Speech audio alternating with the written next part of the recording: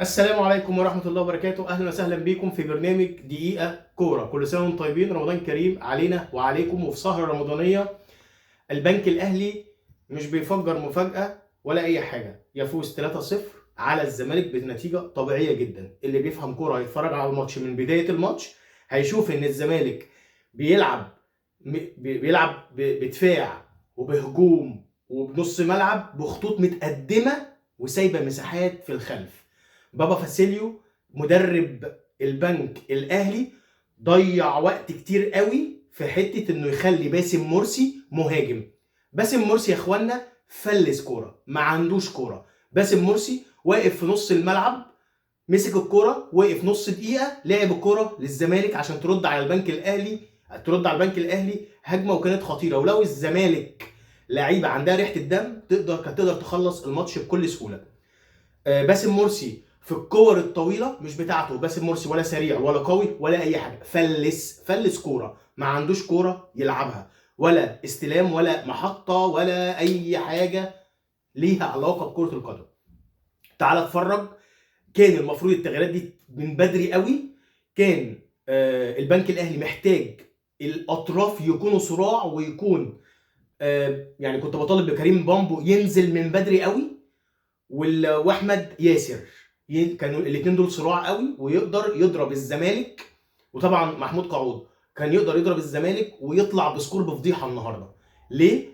اتفرج على المهزله في الجول الثاني اللي لعيبه الزمالك. يعني هو الفرق ما بين الزمالك والبنك الاهلي، دي لعيبه عندها دم وعايزه، ودي لعيبه ما عندهاش ريحه الدم. بتتفرج على لعيبه مديه ظهرها للكوره. ومحمد عواد، طب اطلع طب افضل مكاني. محمد عواد محتار في الجول الثاني. جول تقدر تقول بيعبر عن المستوى المزري لنادي الزمالك ولاعيبه نادي الزمالك. طبعا تعال اتفرج على اعلاميين قناه الزمالك. الخساره دي، انا كاهلاوي فرحت ان الزمالك خسر، مش عشان الزمالك هو القطب الثاني او احنا الاهلي بينافسوا الكلام ده خالص، ولكن مستني اعلاميين قناه الزمالك كانوا هيقولوا ده الزمالك فاز علشان سياده المستشار طلع وده وشه حلو علينا. يا ترى هيقولوا ايه النهارده؟ اكيد هم دلوقتي قاعدين في الاستوديو محتارين هيقولوا ايه. طيب كريم ابو الحسن اللي كان بيقول الزمالك في ماتش الترجي 3000 بس ولا 5000 بس، مصر وملاوي 3000 بس، لا 5 كفايه. معرفش في الاهلي يوصل له او متاح له 50,000. حضرتك يا فندم الاهلي بيلعب مباراه مصيريه، يفوز يصعد. ولكن الزمالك كان بيلعب ماتش الترجي اللي هو لو كان تعادل كان طلع. ركز في فريقك اللي واقع. الاهلي طلع واعتذر عن البطوله عشان ينقذ الزمالك من الموسم الصفري، لكن تقولش ايه جبله ولا اي حاجه. وجود الاهلي زي عدم وجوده في البطوله. دايما الزمالك كسر عينكم. الزمالك فعلا كسر عينكم وخازلكم.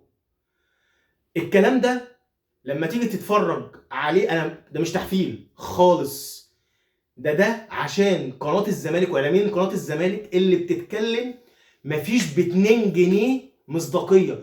هيلا بس حماده عبد اللطيف الراجل امبارح بيتكلم بيقول لك احنا طلعنا وعندنا اخطاء والمدرب كان عنده مشاكل واللعيبه. بيتكلم بشفافيه ومصداقيه غير الباقي. واعتقد ان حماده عبد اللطيف ممكن ما يكملش في القناه عشان مش بيقول زيهم. الزمالك الله يكون في عون الجماهير. كل اللي بيتحرق دمه هو الجماهير. لعيبه بتقبض ولا في دماغها. بتكلم بصفتي مشجع عادي بشوف كوره دمها تقيل لما تكون المنافسه من جانب واحد ملهاش طعم. رجوع الزمالك للمنافسه حاجه مهمه وتدي طعم للكوره. اي نعم كده كده الاهلي بيأدي وبرضه فارق عن الزمالك بكتير، ولكن حتى بنستنى تحفيل الزملكاويه انهم حتى يقولوا اي حاجه، ما لهمش عين يتكلموا. ويا رب يكون لهم عين يتكلموا النهارده من اعلاميين وجماهير. الجماهير اياها مش الجماهير اللي بتفهم. وبكده تكون انتهت حلقتنا. واتمنى الحلقه تكون عجبتكم، والسلام عليكم ورحمه الله وبركاته.